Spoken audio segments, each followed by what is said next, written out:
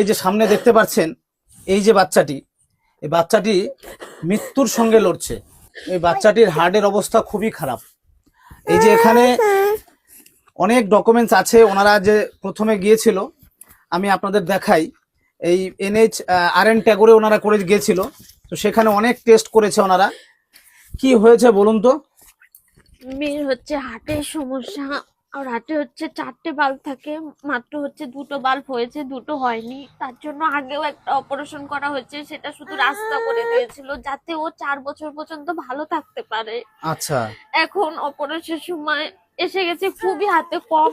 আমি মেয়েকে তাড়াতাড়ি ভালো করতে চাই, না হলেও অসুস্থ হয়ে পড়বে, দুর্বল হয়ে যাবে। তখন হয়তো টাকা পয়সা থাকলেও আমি বাঁচাতে পারবো না, ভালো করতে পারবো না ঠিক টাইমে।